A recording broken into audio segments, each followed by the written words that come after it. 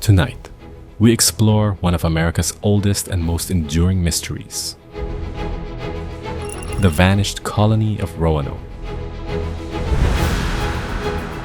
From daring Elizabethan voyages to modern archaeological detective work, this story has captivated imaginations for centuries.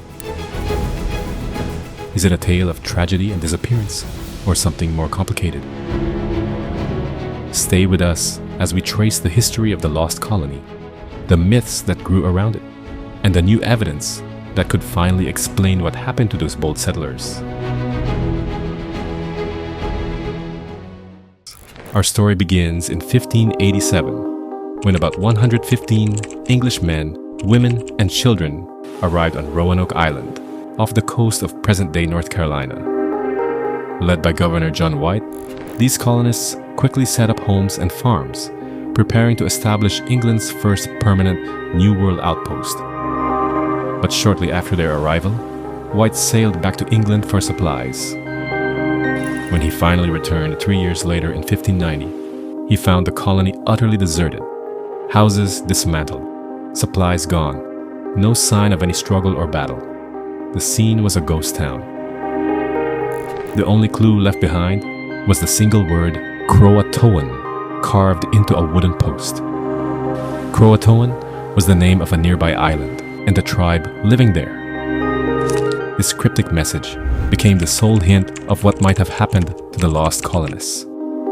Over time, the story of Roanoke grew shrouded in legend. Some believed the settlers had been killed or captured by hostile tribes. Others speculated that a Spanish warship might have swept in. There were even whispers of curses or mystical disasters. But one theory always lingered. Perhaps the colonists never truly vanished, but instead blended into the local communities. After all, joining the Croatoan, or another Algonquian tribe, would have been a logical way to survive in that difficult new world. Modern archaeology has now brought fresh insights to this centuries-old mystery. In the late 20th and early 21st centuries, historians and archaeologists began using new techniques to search Roanoke Island and its surroundings. Ground-penetrating radar, magnetometers, and careful digs yielded some interesting clues, but no definitive answers at first. Then, in the 2020s, a new generation of excavations began to shed light on what might have happened. Teams focused on key sites in the Outer Banks, including where the Croatoan people lived. On Hatteras Island in recent years, researchers uncovered a bombshell: massive piles of iron flakes and blacksmithing debris hidden beneath centuries of soil.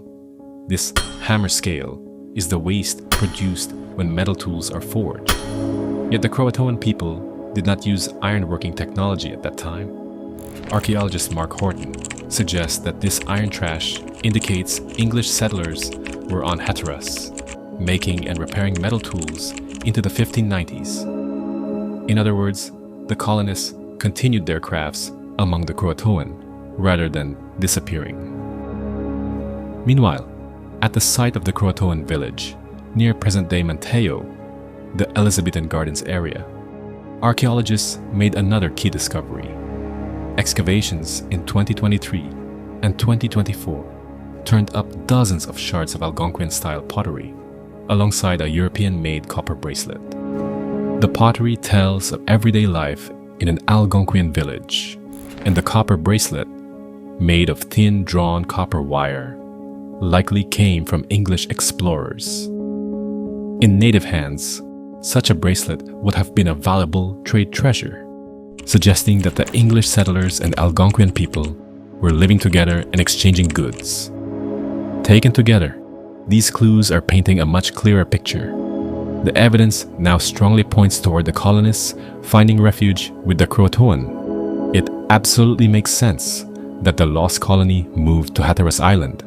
After all, the colonists themselves left the word Croatoan as a sign of where they intended to go. Rather than a violent end, the settlers appear to have quietly blended into the native community, starting new lives among their neighbors. Of course, not all experts agree yet. Some caution that objects can be misleading. A piece of English copper among native artifacts might have come from later traders, or even from a shipwreck, not necessarily from 1587 colonists. Skeptics say we need more direct evidence. For example, the foundations of the English houses or graves of settlers dated to that period, to be completely sure. For now though, every new dig seems to strengthen the case for assimilation rather than disappearance.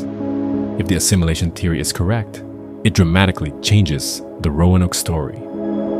The lost colony would not have perished in disaster after all. It would have become a new chapter of blended history.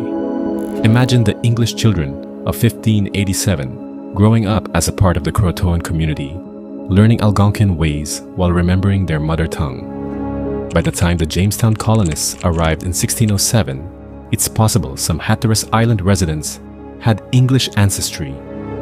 In fact, early Jamestown records describe Algonquian allies who spoke English, hinting they might be the descendants of those original Roanoke settlers.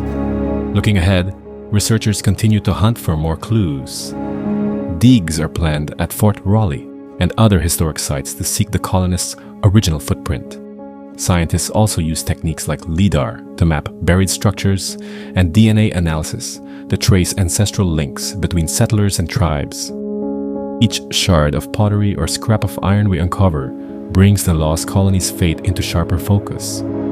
After more than 400 years, it seems we are finally closing in on an answer that has eluded us for generations. So what does all this mean for us? Are we on the verge of solving a mystery that has haunted American history? Or will new findings only raise more questions? As science peels back the layers of this story, the line between myth and reality blurs. We may be on the brink of discovering that the truth of Roanoke lies not in supernatural lore, but in the everyday resilience of people trying to survive in a new land. Only time and more digging will tell. Thank you for joining us as we trace the history and recent discoveries of the lost colony of Roanoke. Stay tuned and keep exploring the past, because sometimes the oldest mysteries have new answers around the corner.